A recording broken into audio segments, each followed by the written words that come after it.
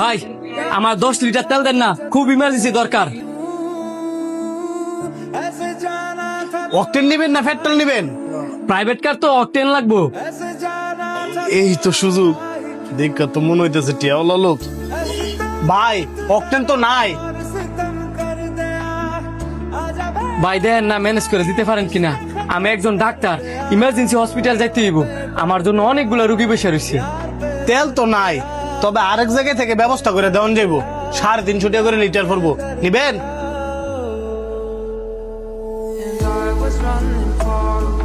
1 litre 140 টাকা কইরা, আর আপনি বলতেছেন 350 টাকা লিটার? এমনই তেলের ক্রাইসিস, বিপদ হলে তো মানুষ 500 টাকা লিটারও নেয়। আর আমরা ডাক্তার মানুষ দিকে আপনার তো কমই কইছি।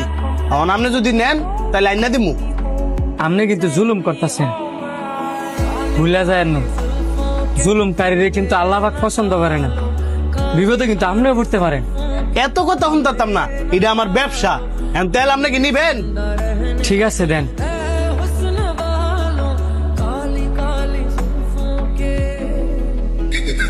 ভাই ও ভাই গো, আমার বাচ্চা তো অ্যাক্সিডেন্ট করছে।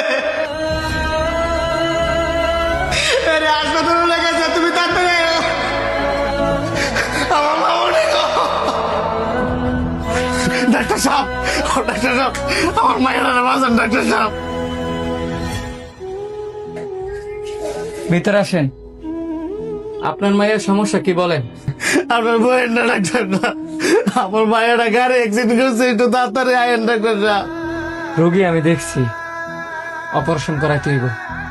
আগে বিল পরিশোধ করেন, তারপর অপারেশন। স্যার কত টাকা দাম লাগবো? এই ধরেন 1-1.5 লাখ। আর এটা যেহেতু আমার ব্যবসা, আপনি 3 লাখ দিতে হইব। ব্যবসা মানে? স্যার ডাক্তারের ধর্ম তো রুগীর সেবা করা। ও, ডাক্তারের ধর্ম সেবা করা, আর আপনাদের ধর্ম কি জুলুম করা?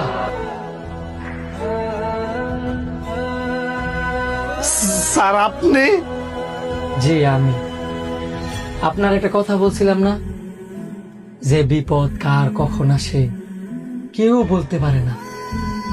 আমার প্রয়োজনে আমি আপনার কাছে গেছিলাম, আর এখন আপনার প্রয়োজনে আপনি আমার কাছে আইছেন।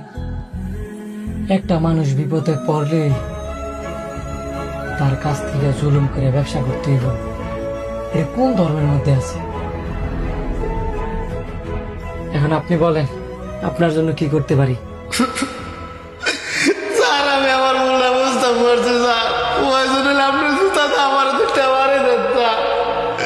তারপর আমার ভাইয়ের চিকিৎসাটা করুন স্যার। আমার একটা মাত্র ভাইয়া স্যার, আমার ভাইয়ের চিকিৎসাটা শুরু করুন স্যার। দেখেন, আমরা সবাই ভুল করি, আবার ভুলটা বুঝতেও পারি।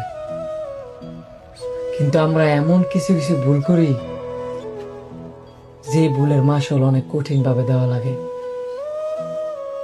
আমরা কেনই বা ইচ্ছা করে এমন ভুল করব, আর ভুলের মাসুল এমন কঠিন ভাবে দিব? জুলুমকারী, হিংসাকারী আর গীবতকারী, এই মানুষগুলোকে আল্লাহ পাক পছন্দ করেন না।